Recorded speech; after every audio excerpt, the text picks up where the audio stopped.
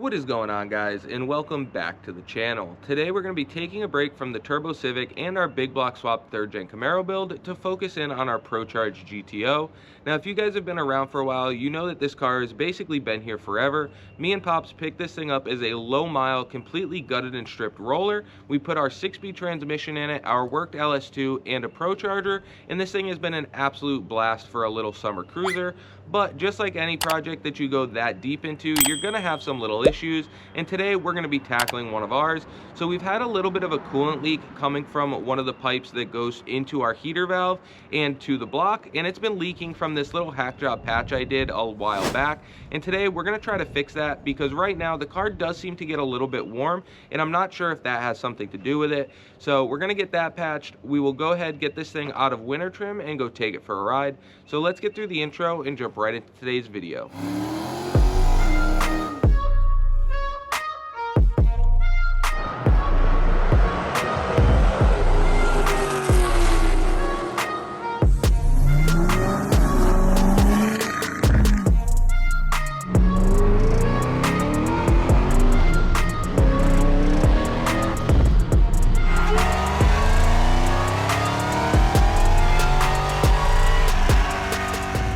Now that we've gotten through the intro, let me show you guys what we've got going on and what our game plan is to fix it. Excuse how dirty and nasty this thing is. It's been sitting out here all winter since we didn't have somewhere to put it while we work on the big block swapped Camaro. But as you guys can see, there's a little bit of a coolant leak going on down there. That puddle was actually much bigger the other day. But if we look up here under the hood, we can see exactly why. You guys can see where my little hack job patch was. I was trying to make this work for the time being just to get the car out and have some fun with it. But our main issue here is that these two fittings are different sizes, and they're kind of like part of this whole assembly here, so it's not something we can just change out easily. So the factory one is actually molded from this larger size. It molds down and then goes over to this heater valve here, where it goes down to that smaller size, and then all the other hoses are that same size. So obviously I wasn't able to just force it on there. I had to use a larger hose, step it down with an adapter into the other hose that we needed. So what my plan is right now is I think we're gonna try to get our hands on another one of the factory hoses, and I'm gonna give it another shot, see if I can cut it down to fit with our valve where it is, because we definitely moved it from its stock location.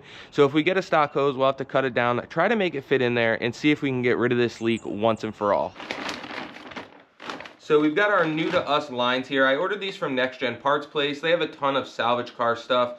We've gotten LS engines from them, as well as a whole bunch of other parts over the years. They've always been great, but I did decide to just go ahead and order this whole assembly. This way, hopefully we can steal the hose we need, and then I have some of this other stuff just to throw in the spare bin. So I'm gonna go ahead, get the one that we need off of here, get it cleaned up. We'll go test fit it and see if we can make this thing work. So as you can see, looking at these, they're actually a different size. So this one's decently larger than this one, and this is the one that we've been having an issue with. So we're gonna go ahead and get that pulled off of our valve here. I'm gonna try to get it cleaned up. We'll get it mocked up on the car once we get it apart, and then size this thing up. And I'm hoping that I can cut it down in here somewhere and then fit this in there, and it should work for us. So let's go ahead and get this hose pulled off of here, and then we'll get it cleaned up and start mocking it up.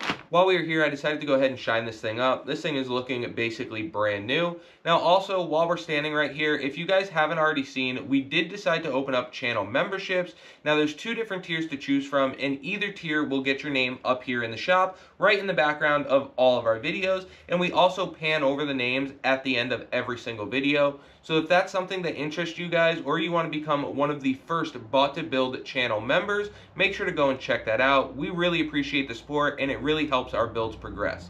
So let's get back into it. We'll get this thing slapped on there. We got to get the GTO apart first, get this thing mocked up, and get it together. I went ahead and crawled up underneath the car here, because the first thing we need to do is get this radiator drained. So we have an aftermarket aluminum alloy works radiator, which does have a drain on it right up in here. You guys are probably never going to be able to see that, but there is one up there. So I'm going to get that opened up, get it draining into this bucket so that we can start pulling off that hose.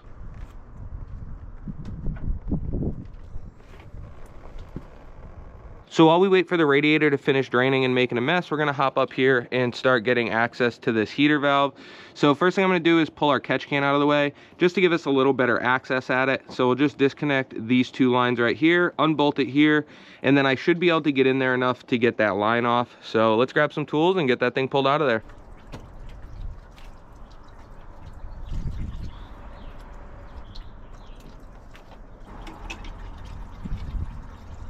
Alright guys, so I've got a little thing from a fish tank here. I'm going to try to use that to catch most of this coolant. See if we can't get it down into that bucket. Worst case, we make a little bit of a mess. We'll rinse it off after anyways. But let's go ahead and see what happens. Get this thing out of here. Oh, it went everywhere too, so why not? I'm actually going to have to keep that thing around. That worked pretty good for the little bit that we were able to catch. I went ahead and got all the hose clamps pulled off, and as you guys can see, there was a whole lot of them. And this thing still leaked, but I think I found out why it wasn't working properly. So, like I said, I was trying to do this just to get the car up and running, but even with those hose clamps loose, I could wiggle it, and it seemed like it always got loose even after I would tighten them up. And I think the reason is because of the adapter I used here. It was a plastic, but I thought it'd be fine for the amount of heat these things put out. But as you can see, it definitely was not. This thing melted up all weird just from the heat from the coolant. So it was definitely not heat rated. And as you guys can see, that thing got all kinds of weird. So it definitely choked it way down as well. This thing like almost completely closed. So I'm thinking that could be part of why this car was running so hot. So I'm hoping that going with this hose is going to fix all of our issues, because like I said before, as you guys can see, this thing is melted down. It's definitely pinching it off, so restricting the flow and obviously leaking. So going with this one, as long as we can get this piece to fit onto the heater valve, we should be good. So let's get this one cut. Let's hope for the best here and try this thing out. All right, let's see if we can't get this thing back together.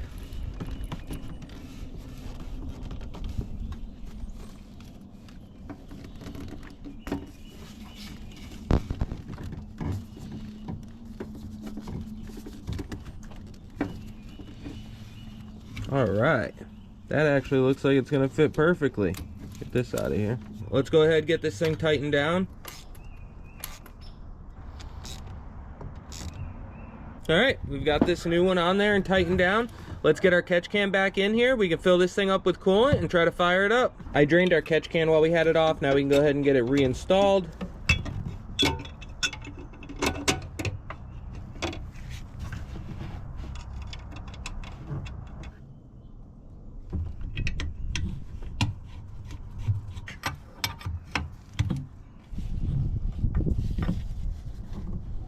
All right, we've got our catch can back on. We are ready to fill this thing up with coolant, fire it up, and see what it does. I've got our coolant that we took out, and I've got a little paint strainer there to try to catch anything that might have gotten in it. And then we'll just top it off with some fresh stuff. But this stuff is pretty new because I had to change it recently. So we'll go ahead and put this back in it first, check for leaks and stuff, and then we can add some more to it. I'm gonna go ahead and open this bleeder up quick. We'll do this too while it's running, and it'll help let any air and stuff out. I can hear some air coming out of it actually. All right, I think it's just about time to roll this thing off the ramp and fire it up.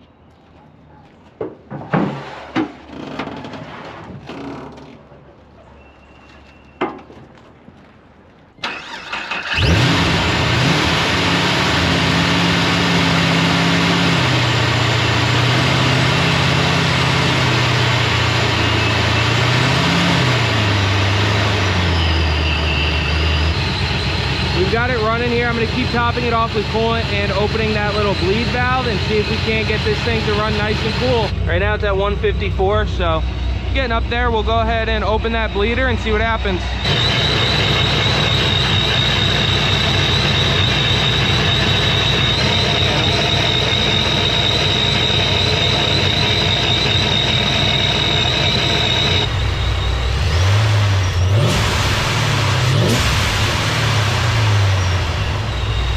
We've been sitting here letting it run for quite a while, guys. Just revving it up a little bit here and there, letting it idle. I think our temps are actually down a lot lower than they used to be. I revved it a couple times and it's still sitting at 177.8. So 178 before. Once it got to about 180, 185, it would just start slowly creeping up to like 120s, and then it would just hover there. So I definitely think that getting rid of that little plastic restriction was a huge bonus for our cooling system. So really happy to see that. We're gonna let it run a few more minutes. We'll shut it down, let it cool off, make sure we top it off with fluid, and then go take it for a ride. All right, guys, we're gonna go ahead and throw a little bit of boost juice in our meth tank here. Just make sure we got enough so the sensor doesn't kick on. So as you guys seen, after we topped off the coolant, I checked the engine oil, the ProCharger oil, and all the tire pressures. This thing's been sitting for quite a while because we put it away for the winter. And when we put it away last year, it was running much hotter than I would like.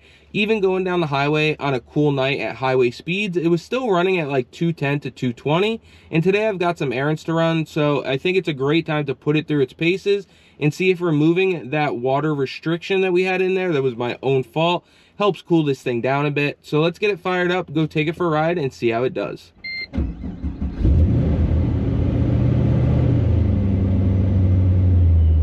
All right, we've let this thing warm up for a few minutes. Let's go take it for a ride. Like I said, I'm gonna be keeping a close eye on our coolant temp.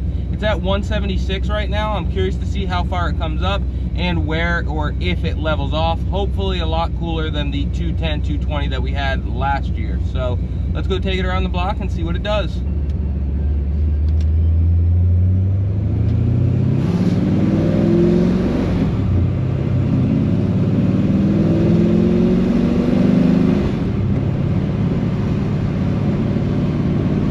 It's up to about 186 right now, which is about where I'd like it to live, between 180 to 185. So we'll see what happens. I do have the heater valve to open just to try to get any air or anything like that out of the system for now. But we'll just have to see what it does, get it on the main road, cruise it a little bit, and go from there.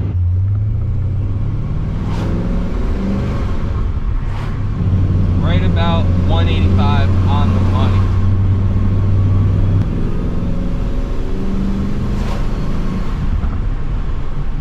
I'm gonna drive it around for a little bit, drive it normal, and just see what it does, because like I said before, it would start to get hot even just cruising like this.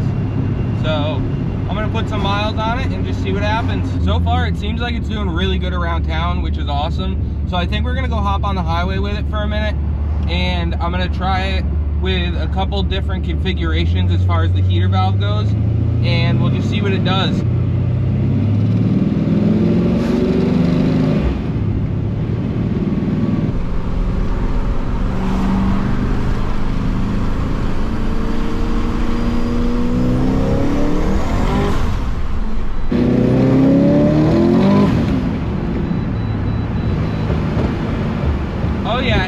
These tires real easy. We're just gonna cruise down the highway for a few minutes here, see what temperature does.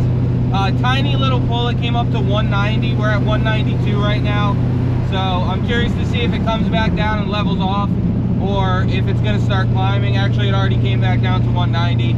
So I think it's definitely better than it was, I can tell you that much.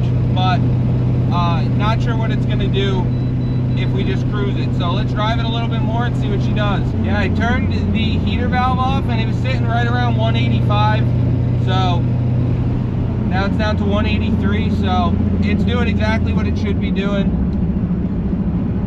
I'm gonna hop off here, take some back roads back, and see how it does on those.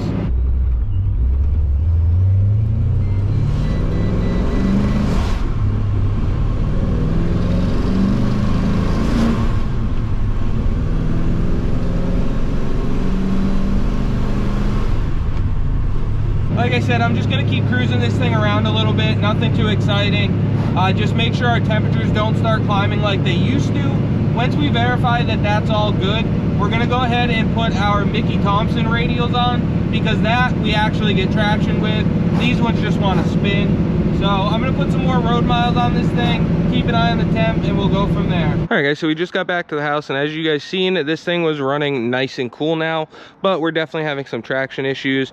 Now, as you guys can see, these are some really old tires that came with this car. I'm not sure if you can see it on camera, but they're pretty dry rotted, and you can actually see from where I did a couple quick little pulls that these things were definitely spinning. So we've got our other radials that I usually run on this car pulled out and right over here, but the issue is we did some major clearancing back when we first built this car, because we wanted to run these 275/60 15s on it, and we got them to fit pretty decently well.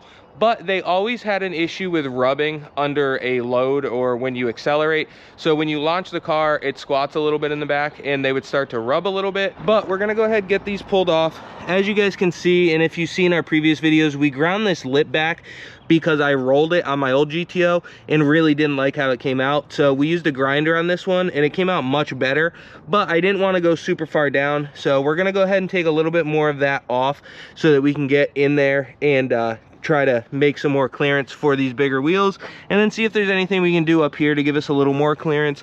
But we're just going to do as much as we can, try to give it as much room as possible so that we don't cut up our nice and new radials. So let's get this thing jacked up. I'll grab a grinder, we'll get to cutting this thing out and get the other wheels on.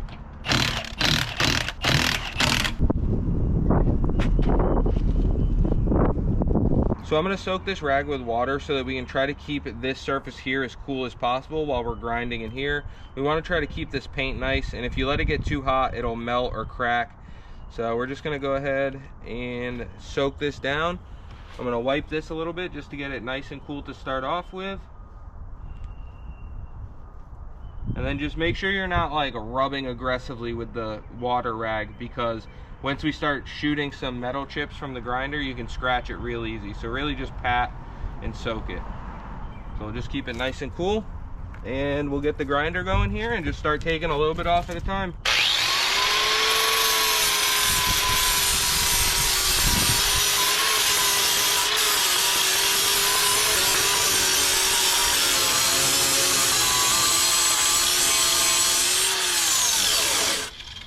After we finish up grinding on that lip, we want to make sure that we use something like panel bond or seam sealer to go along where we are grinding. Since it is a dual walled panel, we don't want any dirt or sand to be able to get in there or any rust to start forming. So that's exactly what I'm doing right here, hitting it with some seam sealer.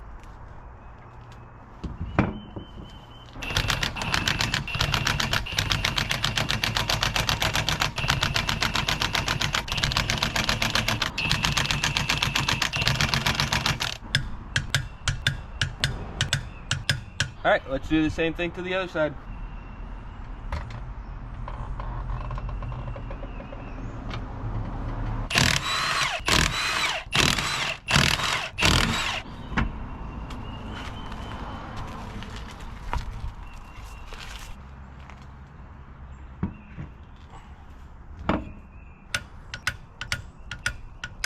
Alright guys, so it is the next day and it is absolutely beautiful out. So I want to take the GTO out for a ride. We could use a little bit of fine tuning down in the drivability areas. So we're going to bring the laptop, do a little bit of data logging, probably grab some more E85 while we're out, and just cruise this thing around. So let's get it fired up and go take it for a ride.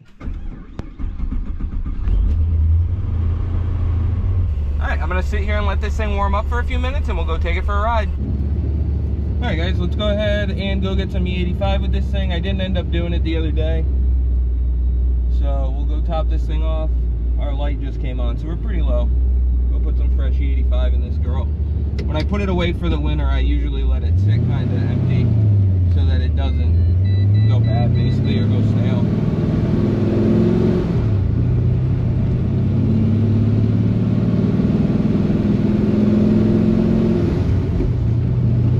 I'm still keeping a pretty close eye on our temperature. It stayed nice and cool the other day when we drove it, and I drove it around a little bit in between, but now that it's a little warmer out today, I definitely want to keep a nice close eye on those temps, make sure that they don't start doing anything weird or getting high on us or anything. So right now seems a little warmer than I'd like. It's like 205 or so, but we'll just keep a close eye on it and go from there. Of course the other GoPro overheated. Typical summer stuff with these things. They always get too hot so easily. It's not even that hot out today. Guess we'll just run with the one for now. Still getting hot.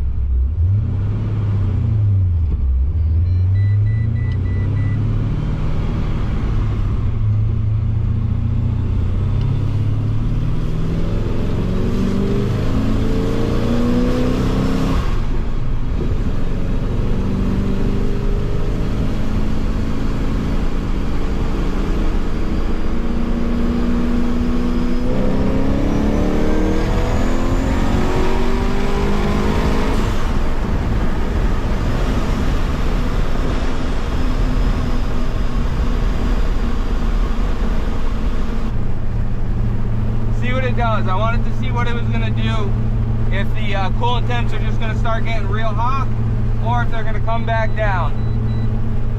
Intake air temps were a little hotter than I'd like, but we're sprayed methanol. I made sure of that.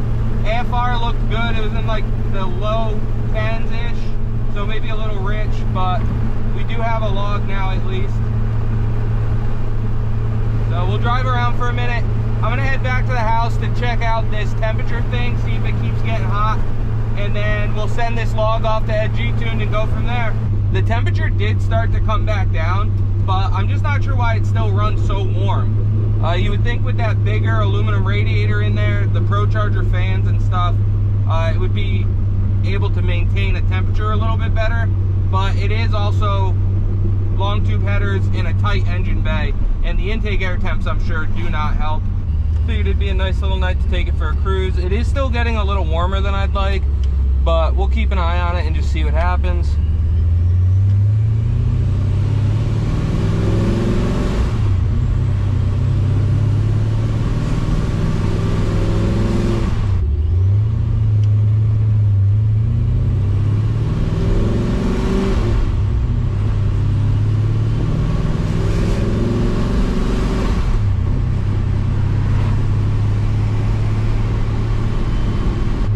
Air temp on this car is always really hot, just because the engine bay gets so hot, and it's a ProCharger. They're kind of notoriously hot intake air temp, especially with how pulleyed we have this thing.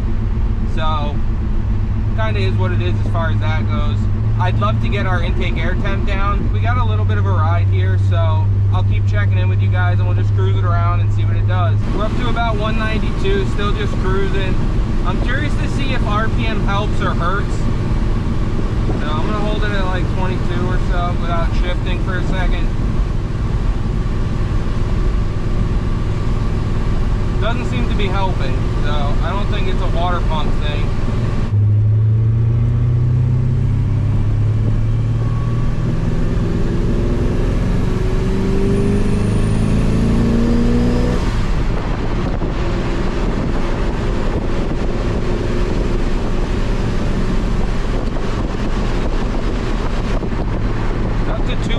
Again, it's starting to come back down cruising, but it's like I don't keep it this low RPM all the time.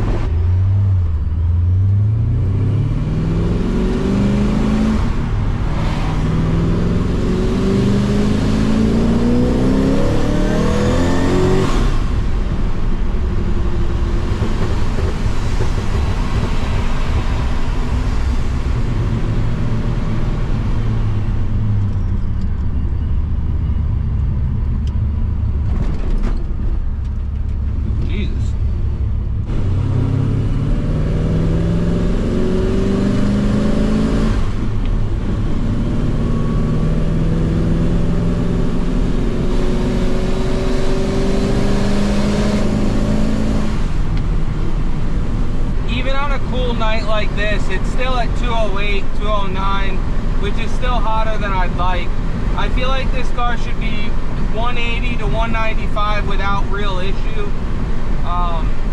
It just seems a little hot to me. Not sure if you guys have some ideas. If so, let me know down in the comments what I should try. I don't know if we need to try to keep the water in the radiator longer, if that's part of an issue we're having, or what's causing it, but something's causing this thing to run hotter than normal all the time, basically.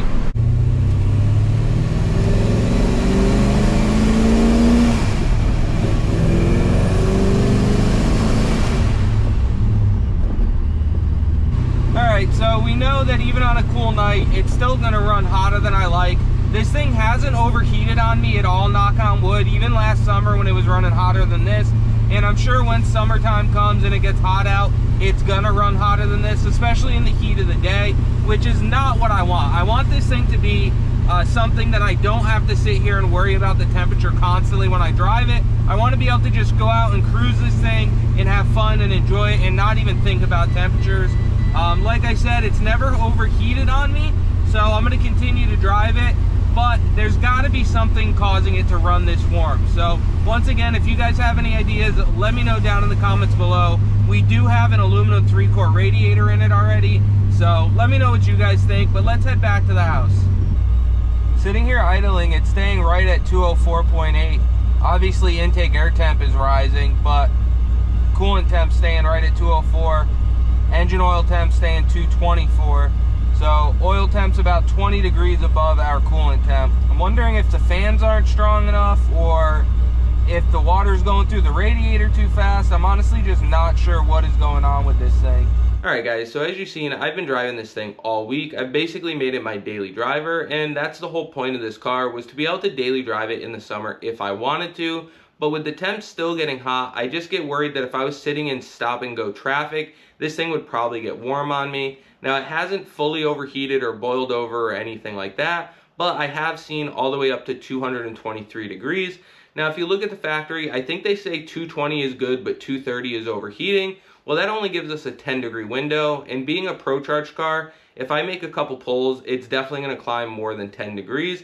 So I'd really like to get this car down around 180 to 195. I'd be pretty happy. Now I know our hot intake air temps definitely aren't helping the fact, because the ProCharger does create some heat, and if I run the ProCharger inlet tube, which I have on the car now, it goes out behind the headlight, but it's still warm air in such a tight engine bay. But if I take that tube off, it gets hot air from right over the header, and there's really nowhere for me to route it other than that. Even if I make my own tube, there's really nowhere for me to go with it that I can get to from the reverse mounted ProCharger that's going to get cold air. So if you guys have any ideas as far as that goes, let me know down in the comments below. And then as far as the cooling system, it does have the 3-row aluminum radiator, the ProCharger fan and shroud assembly, the little fan and the big fan, and it just does not seem to be able to be keeping up right now. I'm almost wondering if I should go with a hotter thermostat to try to slow down the water and keep it in the radiator. But again, let me know what you guys think. I really want to get back to being able to daily drive this thing and potentially even drive it all the way to the drag strip. So let me know down in the comments what you guys think. But as always, I appreciate you for checking out the channel. Don't forget to like, comment, subscribe, ring that bell, and check us out on all of our other social media platforms. Facebook, TikTok, and Bought to Build Official on Instagram. And we will catch you on the next one.